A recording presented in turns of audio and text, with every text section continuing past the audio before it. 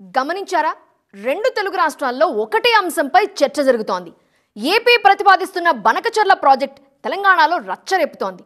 Godavari Banakacherla link ప్రాజెక్ట్ని ఎట్టి పరిస్థితుల్లోనూ పూర్తి చేస్తామని ఏపీ ప్రభుత్వం వాళ్ళంతా ధీమాగా చెబుతున్నప్పుడు ఎందుకు అడ్డుకోలేకపోతున్నారని తెలంగాణలోని ప్రతిపక్షం రేవంత్ ప్రభుత్వాన్ని ప్రశ్నిస్తోంది.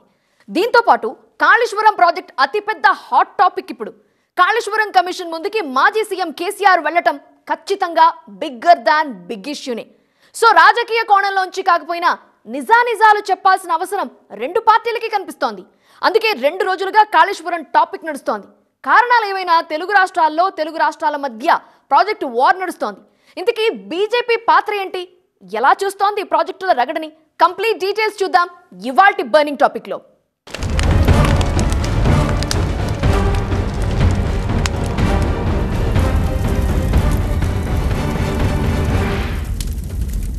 ఆల్రెడీ ఈటెల రాజేందర్ వెళ్ళొచ్చారు. నెక్స్ట్ హరీష్ రావు వెళ్ళొస్తారు. ఆ తర్వాత మాజీ సీఎం కేసీఆర్ హాజరవుతారు. దానికి కర్టెన్ రైజర్ గా నడుస్తున్నదే ఈ హడావుడి. కాళేశ్వరంలో చేసిన తప్పులకే నోటీసులు వెళ్ళాయి అన్న సీఎం రేవంత్ రెడ్డి మాట చిన్న కామెంట్ ఏం కాదు. అందుకే ప్రెజెంటేషన్ తో కౌంటర్ ఇచ్చింది బీఆర్ఎస్. నోటీస్ ఇస్తేనే ఆయన ఆగమాగం అవుతున్నాడు. మీరు చేసిన తప్పులకి ఇవాళ కమిషన్ నోటీస్ ఇచ్చింది. జవాబు చెప్పాల్సింది పోయి ఎదురుదాడి మా మీద చేస్తుంది. తప్పకుండా కాళేశ్వరం కమిషన్ ముందు మేము వెళ్తాం. మీరు చేసిన దుష్ప్రచారాలన్నీ కూడా పటాపంచలు చేస్తాం. ప్రాణహిత చేవెళ్ల ప్రాజెక్టును రూపకల్పన చేసి దాన్ని తుమ్మిడిహట్టి వద్ద కట్టమని ప్రతిపాదిస్తే ఎందుకని మేడిగట్టకు మార్చారు అనేదే ఈ మొత్తం ఇష్యూలో మెయిన్ టాపిక్.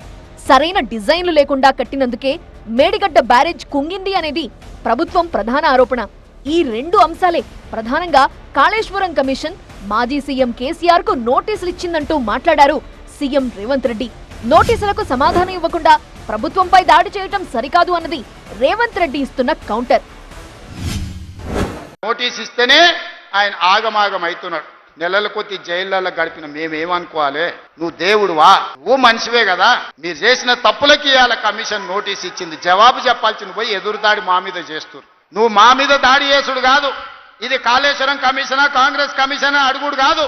ప్రాజెక్టును తుమ్మిడిహట్టి నుండి ఎందుకు మార్చాల్సి వచ్చిందో కారణం చెప్పింది బీఆర్ఎస్. కాంగ్రెస్ ప్రతిపాదించిన తుమ్మిడిహట్టి దగ్గర ప్రాణహిత చేవెళ్ల నీటి నిల్వ సామర్థ్యం కేవలం 11 టీఎంసీలు, మేడిగడ్డ వద్ద నీటి నిల్వ సామర్థ్యం 141 టీఎంసీలు. ఈ రెండింటి మధ్య అంత తేడా ఉంది కాబట్టే ప్రాజెక్ట్ ని మార్చామని కౌంటర్ ఇస్తోంది బీఆర్ఎస్. కాంగ్రెస్ పార్టీ తప్పు చేసింది. నీళ్లు లేని చోట, వైల్డ్ లైఫ్ సమస్యలో ఉన్న చోట, అంతర్రాష్ట్ర ఇబ్బందులు ఉన్న చోట ప్రాణహిత చేవెళ్లను ఇరికిచ్చి తెలంగాణకు అన్యాయం చేసింది నాటి కాంగ్రెస్ ప్రభుత్వం.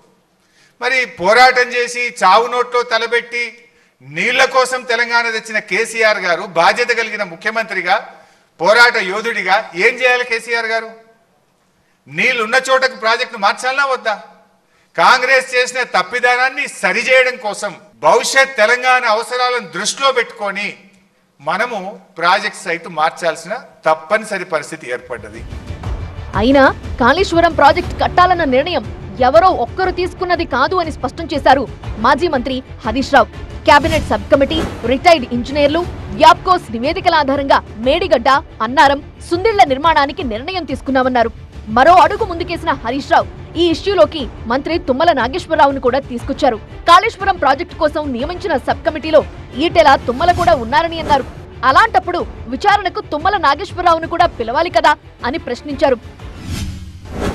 సెంట్రల్ వాటర్ కమిషన్ నుంచి వచ్చిన లేఖల ఆధారంగా మేడిగడ్డ దగ్గర బ్యారేజ్ కట్టాలి అనేటువంటిది ఆనాడు కేబినెట్ సబ్ కమిటీ రికమెండేషన్ ఇచ్చింది. బహుశా నిన్న మీరు చూసుంటారు, ఈటల రాజేందర్ గారు కూడా కమిషన్ ముందు చెప్పింది స్పష్టంగా వచ్చింది. మరి తుమ్మల నాగేశ్వరరావు గారు అయితే కాంగ్రెస్ గవర్నమెంట్లో మంత్రిగా ఉన్నాడు. ఆయన కూడా సంతకం పెట్టండి దీని మీద. ఆయన కూడా ఆ రోజు మేడిగడ్డ దగ్గర కట్టాలని రికమెండ్ చేసిండు. దీంట్లో వ్యాప్కోస్ ఇచ్చిన నివేదిక, రిటైర్డ్ ఇంజనీర్లు ఇచ్చిన నివేదిక, మన రాష్ట్ర ప్రభుత్వ ఇంజనీర్లు ఇచ్చిన నివేదిక ఆధారంగా నిర్ణయం జరిగింది తప్ప దాంట్లో ఎవరో ఒకరిగా చేసినటువంటి నివేదిక కాదు.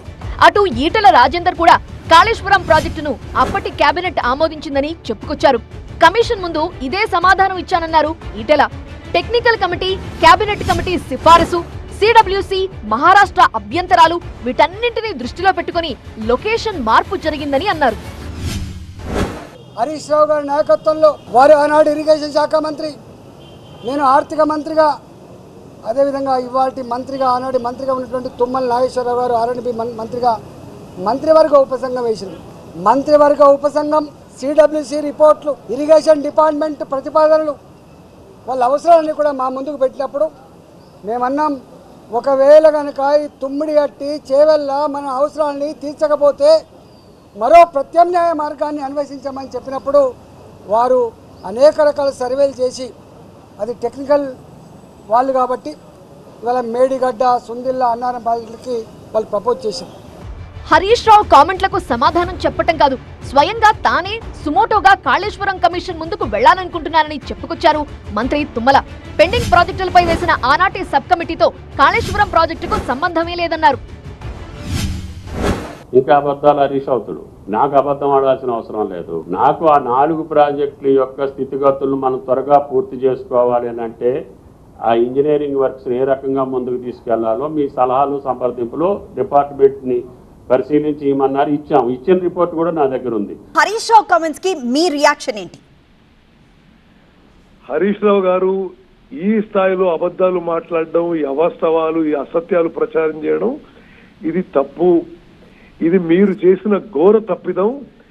తుమ్మడిగట్ట నుంచి మేడిగడ్డకి షిఫ్ట్ చేయడం, మేడిగడ్డ షిఫ్ట్ చేసిన తర్వాత అక్కడ సరి అయిన టెక్నాలజీ, సరి అయిన సాంకేతిక పరిజ్ఞానం, సరి అయిన ప్రికాషన్స్ తో కట్టాల్సి ఉండే మీరు అది చేయలేదు, ఇది చేయలేదు.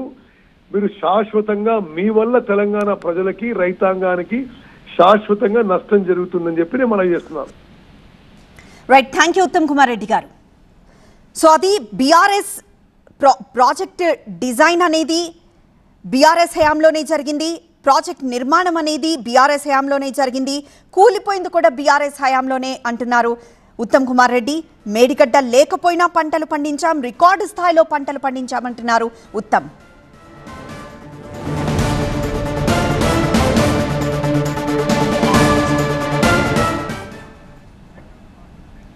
కేసీఆర్ చేసిన పనులపై కావాలని అపవాదులు, అనుమానాలు సృష్టించే ప్రయత్నం జరుగుతోందంటూ విరుచుకుపడ్డారు కేటీఆర్. ప్రాజెక్టుకి ఏదైనా సమస్య వస్తే ఓనరే రిపేర్ చేయాలి కాబట్టి వెంటనే ఆ పని పూర్తి చేసి నీళ్లు వదలాలన్నారు. కాంగ్రెస్, బీజేపీ కలిసి తెలంగాణ గొంతు పిసికే ప్రయత్నం చేస్తున్నారని ఆరోపించారు. మేడిగడ్డ బ్యారేజ్, అందులో మొత్తం 371 పిల్లర్లుంటే 3 బ్యారేజీలు కలిపి 2 పిల్లర్లలో ఒక దగ్గర పగులు వచ్చింది. దాన్ని పట్టుకొని దున్నపోతూ ఈనింది అని కాంగ్రెస్ వాడంటే దుడ్డెను కట్టేయమని బీజేపీ వాడు 2 రోజుల్లో ఎన్డీఎస్ఏ రిపోర్ట్ అని వడ్డించి ఎన్డీఏ రిపోర్ట్ బీజేపీ ఆఫీస్లో తయారు చేసి ప్రజల్ని భ్రమింపజేసే ప్రయత్నం చేసినారు. అసలు బీజేపీ, బీఆర్ఎస్ ఒక్కటేనన్న విషయాన్ని ముందు నుండి చెబుతున్నది తామని కౌంటర్ ఇచ్చారు ప్రభుత్వ విప్ ఆది శ్రీనివాస్. కాళేశ్వరం అవినీతి నుండి కేసీఆర్ కుటుంబాన్ని బయటపడేసే ప్రయత్నం బీజేపీ చేస్తోందని విమర్శించారు. డిపిఆర్ కు విరుద్ధంగా మేడిగడ్డ ప్రాజెక్టును 5 కిలోమీటర్ల దూరం ఎందుకు మార్చారో చెప్పాలని డిమాండ్ చేశారు. కమిషన్ ముందుకు పోయే ముందు హరీష్ రావు గారు, ఈటెల రాజేందర్ గారు కలుసుకున్నారు, పక్కా సమాచారం ఉందని. రహస్య భేటీ తత్తంగమే ఈరోజు కమిషన్ ముందు వాస్తవాలు దాచిపెట్టి ఈరోజు బీఆర్ఎస్ వెనకేసుకురావడానికి కోసం చేసే ప్రయత్నం. దీనికి ఈరోజు భారతీయ జనతా పార్టీ, కిషన్ రెడ్డి గారు ప్రజలకు సమానం చెప్పాలి. మొత్తానికి కాళేశ్వరం ప్రాజెక్టుపై తప్పంతా బీఆర్ఎస్ దేనని కాంగ్రెస్, చిన్న తప్పును హైలైట్ చేస్తూ రైతులను ఆగం చేయొద్దని బీఆర్ఎస్ కౌంటర్స్ ఇచ్చుకుంటున్నాయి. కాళేశ్వరం ప్రాజెక్టుని పక్కన పెట్టి మిగతా సాగునీటి ప్రాజెక్టులపై ఫోకస్ పెట్టింది తెలంగాణ కాంగ్రెస్ ప్రభుత్వం. పెండింగ్ లో ఉన్న మిగతా ప్రాజెక్టులకు నిధుల కొరత లేకుండా చూస్తా ఉంటోంది. బీఆర్ఎస్ పార్టీ గత 10 ఏళ్లలో కేవలం కాళేశ్వరం ప్రాజెక్టుని మాత్రమే పట్టించుకుంది అనేది కాంగ్రెస్ ఆరోపణ. నిజంగా సాగునీటి ప్రాజెక్టుల కోసం గత 10 ఏళ్లలో 2 లక్షల కోట్లు ఖర్చు చేస్తే ఎస్ఎల్బీసీ, డిండి ప్రాజెక్టులకు నిధులు ఎందుకు ఇవ్వలేదు అని ప్రశ్నిస్తోంది. సీఎం రేవంత్ రెడ్డి ఉమ్మడి నల్గొండ జిల్లా ప్రజలకు ఒక హామీ ఇచ్చారు. ఎవ్వరడ్డొచ్చినా గంధమల్ల ప్రాజెక్టును పూర్తి చేస్తామన్నారు. గంధమల్లను నిర్మిస్తామనగానే నీళ్లెక్కడి నుండి తెస్తారని హరీష్ రావు ప్రశ్నించడాన్ని తప్పుపట్టారు. ఎన్నో ప్రాజెక్టులు కట్టిన కాంగ్రెస్ పార్టీకి నీళ్లు ఎలా ఇవ్వాలో తెలుసంటూ కామెంట్ చేశారు. అయితే కాళేశ్వరం ప్రాజెక్టులో అంతర్భాగమైన గంధమల్ల ప్రాజెక్టుకు సీఎం రేవంత్ రెడ్డి ఎలా కొబ్బరికాయ కొడుతున్నారో చెప్పాలని ప్రశ్నించారు హరీష్ రావు. గంధమల్ల కూడా కాళేశ్వరంలో అంతర్భాగమేనని గుర్తు చేశారు. కాళేశ్వరం కూలితే గంధమల్లకు గోదావరి జలాలు ఎలా వస్తాయని నిలదీశారు. అంటే కాళేశ్వరంపై కాంగ్రెస్ ఇన్నాళ్లు చేసింది తప్పుడు ప్రచారమేనని తేలిపోయిందన్నారు హరీష్ రావు. మరి కాళేశ్వరం కుప్పగూలిందన్న రేవంత్ రెడ్డి మరి గంధమల్లకి ఎట్లా కొబ్బరికాయ కొడుతుంది? గంధమల్లకి నీళ్ళు పోవాలంటే ఆడికెళ్ళి పోవాలి. మల్లన సార్కి ఎడికెళ్ళి వస్తాయి, రంగనాయక్ సార్కి ఎడికెళ్ళి వస్తాయి, మిడ్ మానేర్కెళ్ళి ఎడికెళ్ళి వస్తాయి, ఎల్లంపల్లికి వెళ్ళి వస్తాయి. ఇదంతా కాళేశ్వరం కాదు ఇది. మరి కాళేశ్వరం కుప్పగూలింది, 1,00,000 కోట్లు పోయినాయని రోజు పొద్దుగా లేస్తే వల్ల వేస్తావు కదా. మరి కాళేశ్వరమే కూలిపోతే గంధమల్లకు నీళ్ళు ఎక్కడియో రేవంత్ రెడ్డి చెప్పాలి ఇవాళ సమాధానం. అటు ఉత్తమ్ కుమార్ రెడ్డి కూడా గంధమల్ల బ్యాలెన్సింగ్ రిజర్వాయర్ పై మాట్లాడారు. దశాబ్ద కాలంగా పెండింగ్ లో ఉన్న ఈ రిజర్వాయర్ ను 574 కోట్ల రూపాయలతో పూర్తి చేయనున్నట్లు చెప్పారు. ఈ రిజర్వాయర్ కోసం ఎక్కువ గ్రామాలు మునిగిపోకుండా సామర్థ్యాన్ని 1.4 టీఎంసీలకే తగ్గించి 60,000 ఎకరాలకు నీరిచ్చేలా కార్యాచరణ రూపొందించామని చెప్పారు. ఈరోజు హరీష్ రావు గారు స్టేట్మెంట్ ఇస్తాడు, గంధమల్ల రిజర్వాయరు ఎందుకు పనులు మొదలు పెడుతున్నారు అని మొదలు పెడతా. అసలు ఏడుపు అర్థంగా ఉంటున్నా నేను. మీరు 10 ఏళ్ల పాటు పని చేయలేదు, మేము ఆ పనులు పూర్తి చేస్తామంటే మరి వారి విమర్శలు అర్థమైతలేదు. బీఆర్ఎస్ పార్టీ నాయకులు అడ్డుపడ్డా వద్దన్నా గంధమల్ల రిజర్వాయర్ పనులు మొదలు పెడుతున్నావు, పూర్తి చేస్తావు, 1.4 టీఎంసీ నీళ్లు నింపుతావు, 60,000 ఎకరాలకు నీళ్లు ఇస్తామని చెప్పి నేను మనం చేస్తున్నాం. ఎస్ఎల్బీసీ సొరంగం పనులను వీలైనంత త్వరగా పూర్తి చేస్తామంటోంది కాంగ్రెస్ ప్రభుత్వం.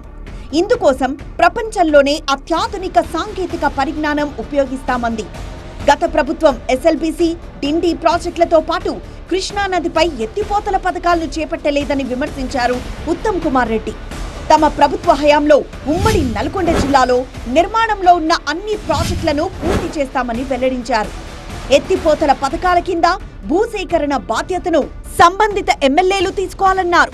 1,800 కోట్ల రూపాయలతో ఏదుల రిజర్వాయర్ నుంచి డిండి ప్రాజెక్టును మొదలు పెట్టబోతున్నామని, ఈ పనులు కూడా తమ హయాంలోనే పూర్తి చేస్తామన్నారు ఉత్తమ్ కుమార్. ఉమ్మడి నల్గొండ జిల్లాలో నిర్మాణంలో ఉన్న ప్రతి ఇరిగేషన్ ప్రాజెక్టు పూర్తి చేస్తామని చెప్పి మీకు సభాముఖంగా మనం చేస్తున్నా.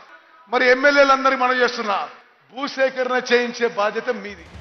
శ్రీశైలం మొదలుకొని ఉమ్మడి పాలమూరు జిల్లాలోని జూరాల, నెట్టెంపాడు, కోయిల్ సాగర్, భీమా, కల్వకుర్తి స్కీంలను కాంగ్రెస్ హయాంలోనే కట్టామని గుర్తు చేశారు డిప్యూటీ సీఎం భట్టి విక్రమార్క. పాలమూరు స్కీంకు కాంగ్రెస్ హయాంలోనే జీవో వస్తే బీఆర్ఎస్ ప్రభుత్వంలో పనులు ప్రారంభమయ్యాయన్నారు.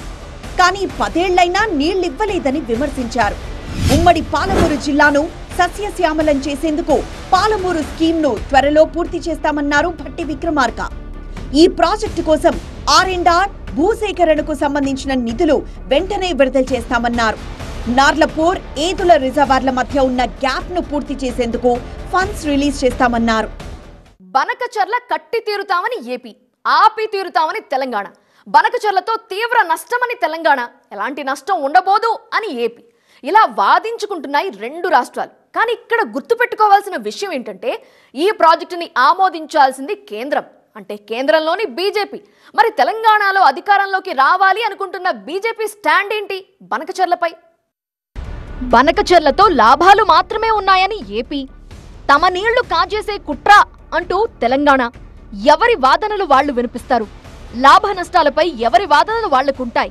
కానీ ప్రస్తుతం టాపిక్ అలా వెళ్లటం లేదు. 2 రాష్ట్రాల మధ్య రాజకీయ రచ్చ నడుస్తోంది. మేడిగడ్డలో పిల్లర్ కుంగిన సాకుతో కాళేశ్వరాన్ని పక్కకి తప్పించి గోదావరిని తరలించుకుపోవడానికి మార్గం సుగమం చేసే ఓ కుట్ర కనిపిస్తోందంటున్నారు కేటీఆర్. ఈ విషయంలో కాంగ్రెస్ పార్టీనే విలన్ గా చూపించే ప్రయత్నం చేస్తోంది బీఆర్ఎస్. గోదావరి నీటిని తరలించుకుపోయేందుకు అనుమతులు లేకుండానే ప్రాజెక్టు కడుతుంటే సీఎం రేవంత్ మాట్లాడటం లేదంటూ విమర్శించారు కేటీఆర్. అటు తెలంగాణకి చెందిన బీజేపీ కేంద్ర మంత్రులు సైతం సైలెంట్ గా ఉండటాన్ని గట్టిగానే ప్రశ్నిస్తున్నారు. హరీష్ రావు సైతం కాంగ్రెస్ పార్టీని బనకచర్ల యాంగిల్ నుంచే టార్గెట్ చేస్తున్నారు. కాంగ్రెస్ ప్రభుత్వం ఇప్పటికైనా కళ్లు తెరిచి అఖిల పక్షాన్ని ఢిల్లీ తీసుకెళ్లాలన్నారు. అవసరమైతే జంతర్ మంతర్ వద్ద ధర్నా చేద్దామన్నారు. ఒకవేళ రాష్ట్ర ప్రభుత్వం చొరవ తీసుకోకుంటే బీఆర్ఎస్ పార్టీనే సుప్రీంకోర్టు మెట్లెక్కుతుందంటూ హెచ్చరించారు.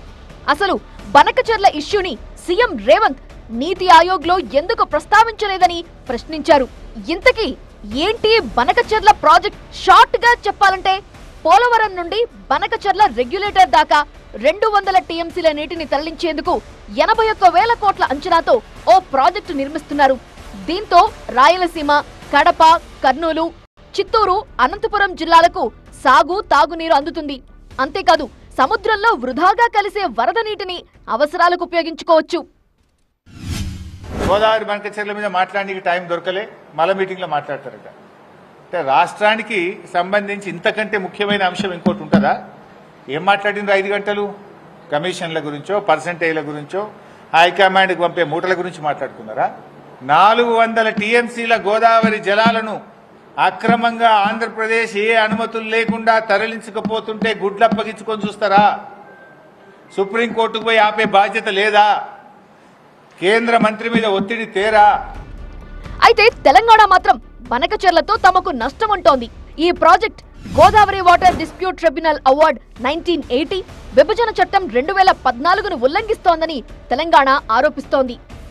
Central water commission, Godavari river management board అనుమతులు లేకుండానే ఏపీ ప్రభుత్వం ముందుకు తీసుకెళ్తోందని అభ్యంతరం చెబుతోంది.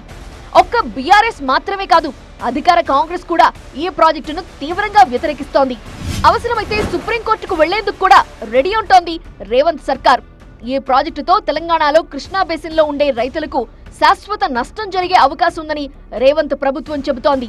అయితే తెలంగాణ బీజేపీ మాత్రం దీనిపై ఆచితూచి వ్యవహరిస్తోంది. గోదావరి జలాల పంపిణీ మేరకు తెలంగాణకు అన్యాయం జరగడానికి వీల్లేదని అంటోంది. అయితే ఇప్పటి వరకైతే బనకచెర్లపై కేంద్రం నిర్ణయం తీసుకోలేదని కేంద్ర మంత్రి కిషన్ రెడ్డి ప్రకటించారు. కానీ గత వారం బనకచెర్ల DPR ను ఏపీ ప్రభుత్వం కేంద్రానికి అప్పగించిన విషయాన్ని కుండబద్దలు కొట్టారు. బట్ ఆ DPR ని కేంద్రం ఇంకా పరిశీలించలేదని చెప్పుకొచ్చారు. అసలు బనకచెర్లతో తెలంగాణకు ఎలాంటి నష్టమో చెబుతూ కేంద్రానికి సవివరంగా లేఖ రాయాలని సూచించారు కిషన్ రెడ్డి. ఏదేమైనా తెలంగాణలో అన్ని పార్టీలు ఏకమై బనకచెర్లను వ్యతిరేకిస్తున్నాయి. ఏపీ మాత్రం ఎన్డీఏ ప్రభుత్వం అధికారంలో ఉన్నందున అనుమతులు వచ్చేస్తాయి, ప్రాజెక్టు మొదలవుతుందనే నమ్ముతోంది. రేపొద్దున ఈ వార్ ఎటువైపు వెళుతుందో చూడాలి. నీళ్ల విషయంలో నిప్పులు కురుస్తున్నాయి తెలుగు రాష్ట్రాలు. కాళేశ్వరంపై విచారణ జరుగుతోంది కాబట్టి ఇక ఎవరో మాట్లాడక్కర్లేదు. చర్చ జరగాల్సిందల్లా బనకచెర్లపైనే. కానీ 2 రాష్ట్రాల మధ్య మధ్యవర్తిత్వం వహించేది ఎవరు? తెలుగు రాష్ట్రాలతో మాట్లాడాల్సిన కృష్ణా, గోదావరి రివర్ బోర్డులు ప్రస్తుతం మాట్లాడటం లేదు. అటు కేంద్రంలోని బీజేపీ కూడా సమయం కోసం వేచి చూస్తూ ఆచితూచి అడుగులు వేస్తోంది. చూస్తుంటే ఈ రగడ మొదలటం తప్ప ఇప్పట్లో సద్దుమణిగేలా కనిపించడం లేదు. ఇది వాల్టి బర్నింగ్ టాపిక్. చూస్తూనే ఉండండి TV9.